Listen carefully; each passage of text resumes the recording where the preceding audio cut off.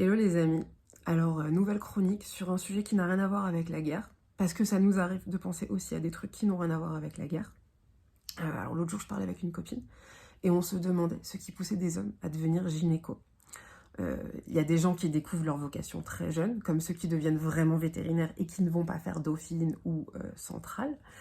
Et autant il y a beaucoup de petits garçons qui ont envie d'être vétérinaires, ou chanteurs, ou acteurs, ou pompiers, ou même travailler chez Auchan pour après pouvoir conduire la petite camionnette qui nettoie tout le supermarché. Autant il n'y a pas beaucoup de petits garçons de 6 ans qui disent oh, « Maman, plus tard, je veux être gynéco quand je serai grand ». Donc c'est clairement un métier qui se choisit sur le tard. Et autant je comprends tout à fait les femmes qui veulent faire ce métier, autant je trouve ça beaucoup moins intuitif de vouloir faire ce métier quand on ne comprend pas la zone du corps qu'il faut traiter en fait, quoi, dont il faut s'occuper en fait. C'est comme si moi je voulais faire andrologue. D'ailleurs, est-ce qu'il y en a beaucoup parmi vous qui connaissaient le mot andrologue avant cette chronique? Moi personnellement, je l'ai découvert quand je l'ai écrite, quoi.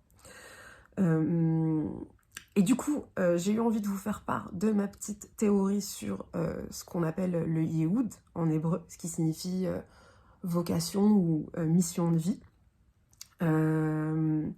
Alors, le Yehoud, ça peut s'exprimer dans le cadre d'un métier, mais pas que, ça peut aussi s'exprimer grâce à un hobby ou en dehors des heures de bureau, c'est ce que je voulais dire. Et je vais vous faire part de ma théorie, qui n'est peut-être pas que ma théorie, mais comme je l'ai pensé dans ma tête, pour moi, c'est ma théorie.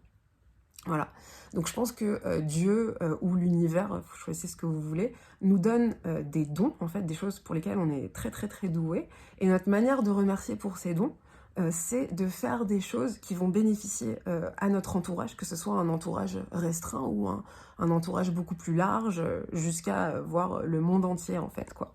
Et c'est en fait un espèce de cercle vertueux, parce que on fait un truc qui nous fait kiffer, et on fait kiffer des gens avec. Donc ça peut marcher pas que pour des métiers dans le domaine de l'art, mais aussi des métiers comme médecin, évidemment, psychologue, évidemment, mais aussi comptable. Et je pense sincèrement qu'il y a des comptables qui sont en surkiff quand ils font des bilans financiers parce qu'ils kiffent Excel et qu'ils savent aussi que ça va faire bien marcher le business de leurs clients, que ça va aider leurs clients à bien gérer sa boîte. Alors après, je vous l'accorde, il y a des métiers pour lesquels cette théorie marche un petit peu moins bien, comme caissière par exemple, ou plombier, c'est un peu moins glamour. Maintenant, la caissière et le plombier, ils peuvent, avec un hobby, faire aussi quelque chose qui les fait kiffer. Et c'est pas parce qu'on est caissière ou plombier qu'on n'a pas de Yehoud, ok? C'est ça ce que je voulais dire, je voulais pas me vénère. Et du coup, j'ai aussi une théorie sur les gens qui font des métiers pour les mauvaises raisons. Et je reviens en fait au métier de l'art. Je pense que parfois, il y a des gens dont la musique ne marche pas du tout. Enfin, je dis musique, mais ça peut être un bouquin, ça peut être un spectacle, ça peut être n'importe quoi. Je pense qu'il y a des gens dont l'art n'est pas du tout populaire et ne marche pas du tout parce qu'en fait, ces gens-là, ils sont pas du tout dans ce domaine-là pour les bonnes raisons.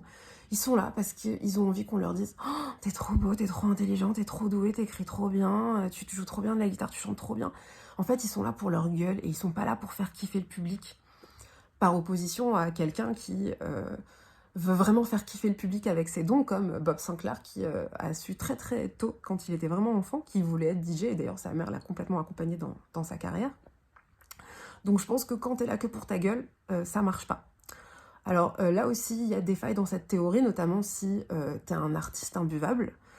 Et je me dis qu'en fait, pour réparer la faille, y a peut-être des artistes qui sont imbuvables, mais leur musique, elle fait tellement kiffer les gens qu'il fallait que ça sorte, et du coup, Dieu, il a dit, ben non, vas-y, t'y vas quand même, gars, et c'est pas grave, tu seras imbuvable, mais tu vas faire kiffer plein de gens avec toutes tes chansons.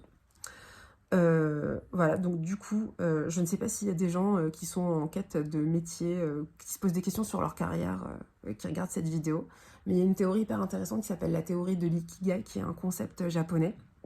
Ikigai, c'est un mot qui veut dire à la fois joie de vivre et raison d'être.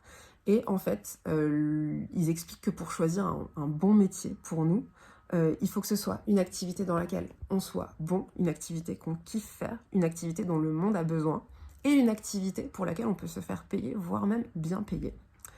Donc voilà, je vous laisse avec ces petites paroles.